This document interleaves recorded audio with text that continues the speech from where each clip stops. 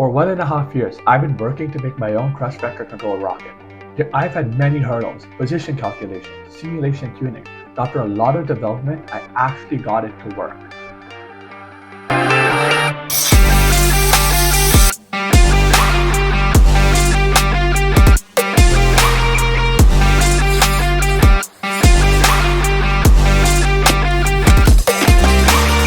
The rocket is flight is maiden. This rocket uses thrust vector control to make sure it goes up straight. When the rocket tilts over, you can also tilt the engine to steer the rocket. About 1.5 years ago, I decided to make my own thrust vector controlled rocket. I was making model rockets for so long at that point, I really thought how hard could it be. I thought it'd take a few months, but as we know, for a system like this, it's never true. You have to put a lot more work into it. So let's talk about my first rocket. My first rocket looked terrible. I really don't want to talk about it, but there's a lot to learn from it, so we're going to talk about it. So for a flight computer, what I did, I got perf board and soldered components to it, such as a Raspberry Pico. That's our microcontroller. I used a Raspberry Pico as I'm really familiar with Python and I wanted to use something that would be easy. And we also need sensors so our rocket knows where it is.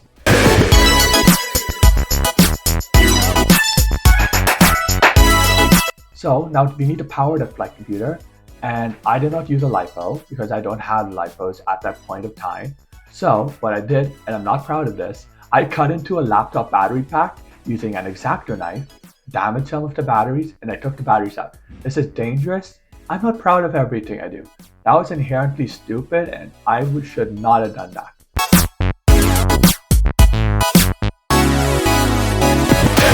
Now, we need to stop the rocket from crashing down. ICBMs are not fun. So we need a parachute. Now here's the thing. I don't want to work with black powder, so we need to have a mechanical ejection system. So I took Air Command's parachute ejection system. I had no spring to remove the parachute, and the cap warps in the sun because I made it in black. I'm not proud of this system, and it would have not worked even if it got a chance to deploy. Now, with the rocket ready with its flight computer parachutes, let's launch it.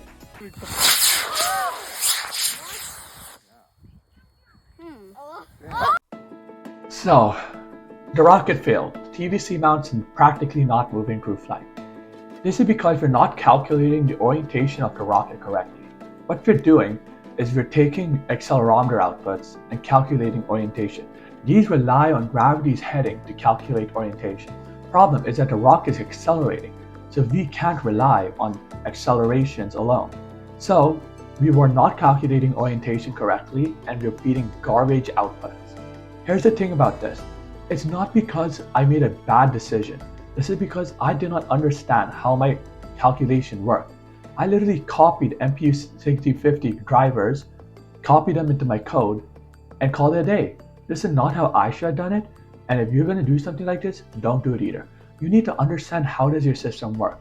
The reason you need to do this is that you can find failures and problems before you test your rocket. If I'd done like a small amount of research, I would have catch this problem head on and this failure would not have happened. Now, with what I've learned, it's time for flight 2. First thing, friendship over. No more mechanical parachute system. I have access to BP charges. I have an amazing rocket club and they're going to give me BP charges. So what we're going to do is we're going to use a piston system. The piston system is going to be a lot more reliable. It's going to blast that parachute out. So let's use it. Now we need a custom PCB. The old PCB that I used using perf board is way too ugly. So I made a custom PCB using KiCad and got it manufactured, and then I soldered the components. This is less sketchy, it's lighter, and looks amazing. So I'm really proud of this. Now we need a LiPo battery. I don't want to do the sketchy laptop thing. So I got a LiPo battery, I sucked up the money, and it works. Now, remember the failure we had? Accelerometers are bad in a rocket. So let's use the gyroscopic measurements. That's what I did. I used the gyroscope, and then we need to integrate them correctly. I almost made the mistake of just integrating them directly, but I then found out that you need to use quaternions. Quaternions let you integrate your gyroscopes and get highly accurate outputs. that account for all three axes of movement, completely removing gimbal lock. So it actually worked, and I'm really proud of this system. Now, I was really convinced that I'm going to screw up the guidance system. So I used a brushless motor with a propeller to test my rocket before I launched. It did not work on first try. Of course, nothing works on first try.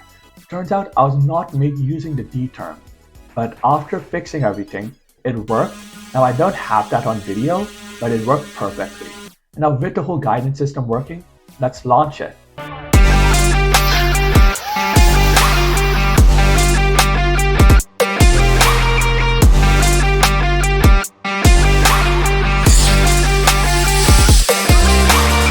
The rocket worked.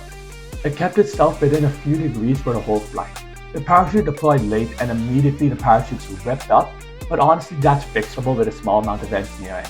I want to do one more flight of this rocket, hopefully we'll get it to go higher, but honestly, I think this launch was a complete success and I'm really proud of it, and this opens so many new things I can do.